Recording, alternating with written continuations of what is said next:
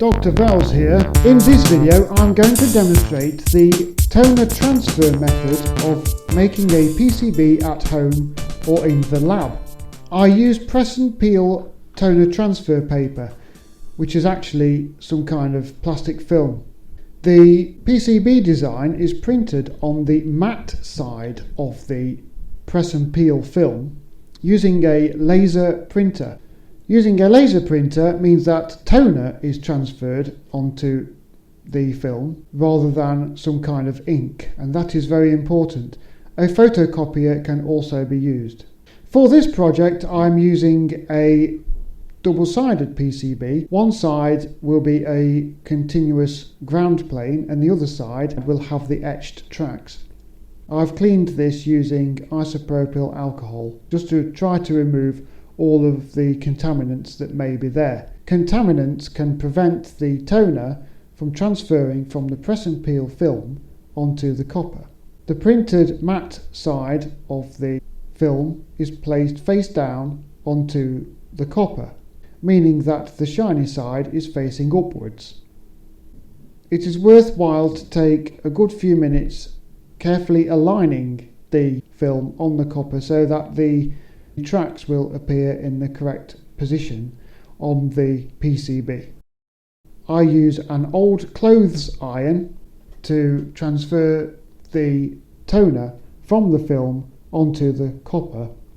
You can try positioning the iron at various points along the film, or you can leave the entire iron on the film for a few minutes, or you can gently stroke the iron across the film or along the film to transfer the toner. But whichever method you use, do not apply too much pressure. The weight of the iron is enough pressure. If you do use too much pressure, the tracks can actually merge with each other. Also, there is no need to use steam. Do not use steam. Although this is a steam iron, it is merely set to a moderate temperature.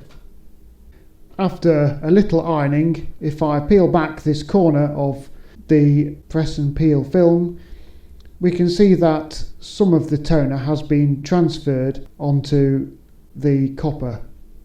And it is perfectly sound just to put the press and peel film back over the copper clad board and resume ironing. After further ironing, we can see that even more of the toner has been transferred onto the copper, and there are some patches where the toner has not fully transferred onto the copper, but these can be touched up later using an indelible pen. We can now see that all of the toner has been transferred, and it is now time to touch up the design. We have a strip of bare copper along one edge. I don't want that to be etched away, I want that to be copper, so I need to colour that in too. And after carefully touching that up, you can see that we have a pretty good design transferred onto the copper clad board.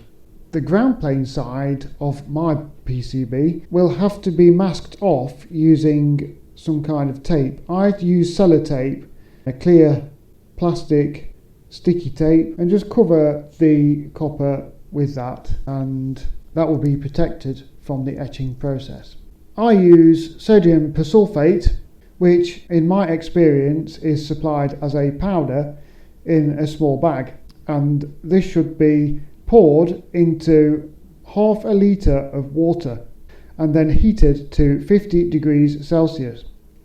Always read the instructions on the particular bag or pot of sodium persulfate that you have purchased. I make my solution in a microwavable tub with a clip-on lid. On this occasion I am heating the solution in a kitchen microwave for around 4 minutes. It does pay to stir the solution.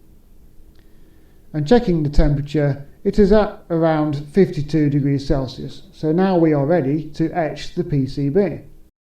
The PCB is dropped into the solution, and then it has to be agitated either by lifting one end of the box and then lowering that end of the box, or by moving the box from side to side. But whatever you do, you must be very careful of the steam that comes from the solution, as it is very hot, and you must also be careful of spillages because the solution is corrosive, and you must also monitor the etching process as it is possible to remove more copper than desired. I placed the lid over the tub just to keep the temperature high, although it is difficult to see through the lid. Therefore, to monitor the progress of the etching, the lid has to be removed. As bubbles form on the PCB, we know that the etching process is working, and then eventually all the unwanted copper is removed successfully. It is important to not leave the PCB while it is being etched, as there is a danger of the whole thing being ruined. This part of the process should take a few minutes. Now the excess copper has been removed, it is time to wash any of the solution off the board as the etching process is still happening, and remove the tape from the other side. Then the toner is removed from the PCB using fine grade wet and dry paper. The solution in the tub can be used time and time again. Each time it will take on a more bluish colour. That is due to the copper mixing with the solution, that copper being from the etched PCBs.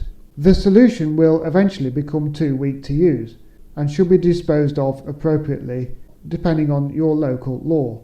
Now the toner has been removed from the PCB using wet and dry paper, it is time to drill any component holes.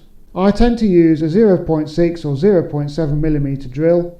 For this, using a small handheld Como drill, which is very light and nicely weighted. I find much better to use this than a battery powered drill. Any holes that are drilled where component leads are connected to the ground plane will be left at 0.6 or 0.7mm. Any holes where the component lead is not connected to the ground plane, I will use a 1.6mm drill just to lightly remove the copper on the ground plane side so that the lead can be pushed through the hole without touching the ground plane. All grounded leads are soldered on the top and bottom sides of the PCB, and ungrounded leads are soldered on the track side, the non-ground side of the PCB only. I hope you found this interesting and informative, and I hope that you will try for yourself home toner transfer PCB manufacturing. Have fun and take care, and see you in the next video.